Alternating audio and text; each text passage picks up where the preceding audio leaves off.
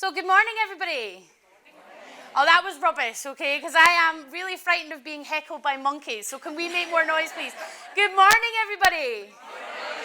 Thank you so much. I am a little bit, something I've discovered about myself today is I'm not an animal person, I've decided. Definitely a people person, and the fear of these monkeys is real for me. So hoping now that I won't be too distracted or too heckled by the monkeys today. I had this ambition this morning to come to you with a presentation that was all fancy and dancy, and I've been thinking about it for days and days, going, oh, how could I just get that right? And then I was drawn to Twitter, as I often am, inspired by many fabulous people who are here in the room today, and I was inspired by Bridget Russell. Sometimes it's good just to talk. No fancy presentations or clever group exercises or slick action plans. Just a space held in which we can talk, each listen, and all feel listened to.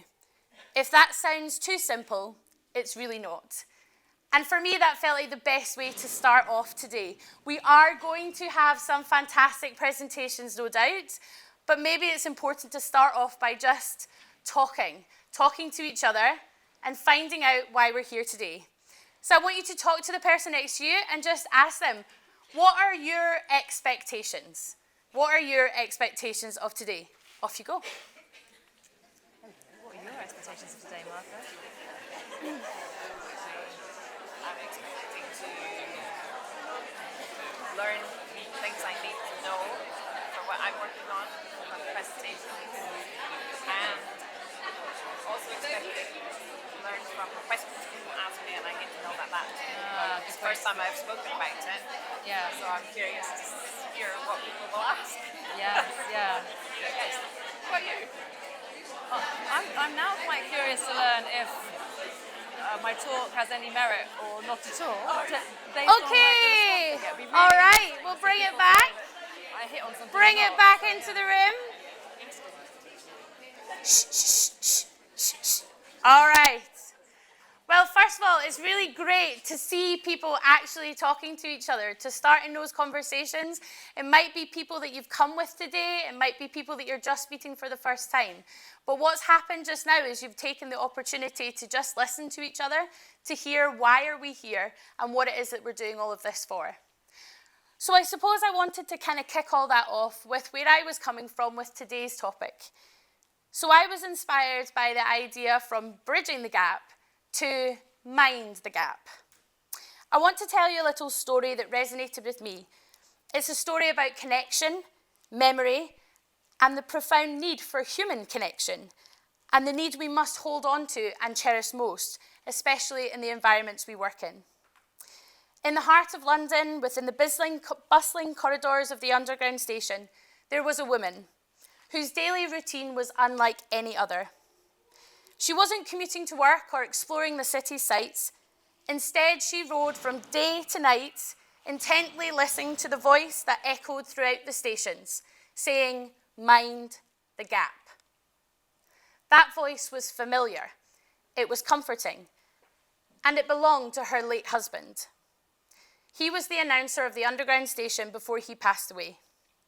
For her, riding on the Underground was a way to feel close to him again, to relive the memories they shared, and to hear his guiding voice, guiding her and countless others in the safety of their journeys.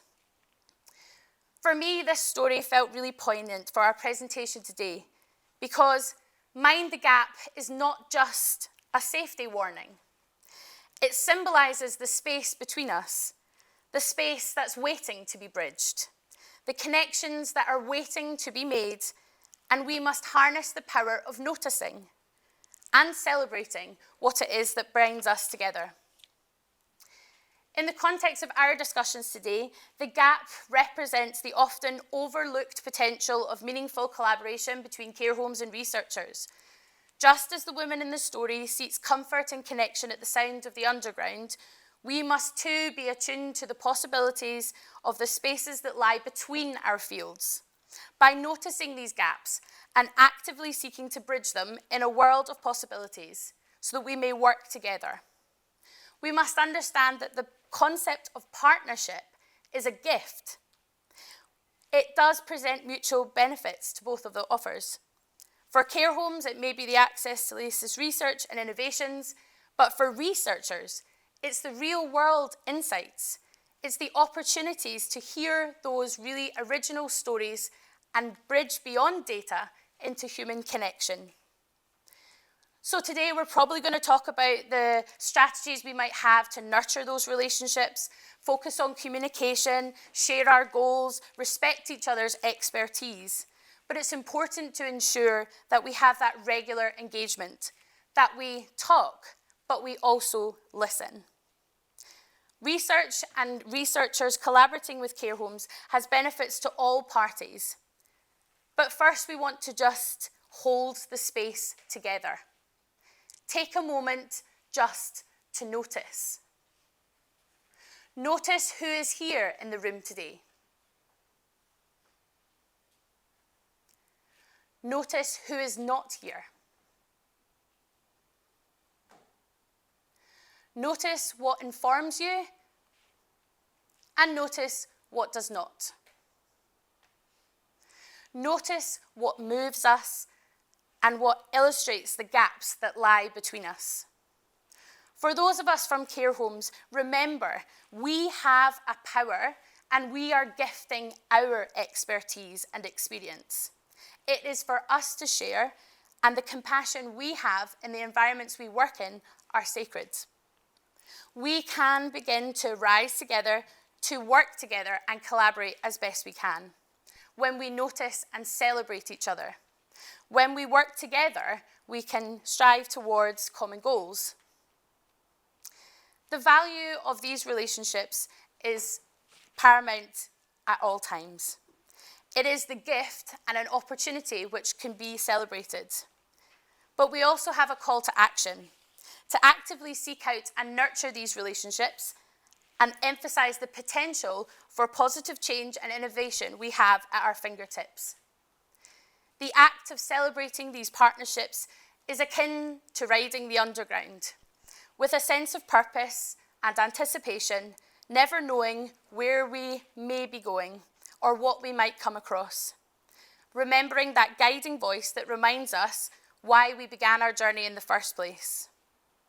It's about recognizing the network, the connections that we all have to each other, and how we can recognize every collaboration, a shared goal, and every piece of research applied within the walls of a care home as a gift. It's an invitation to a party in the name of progress, but most importantly, of human connection.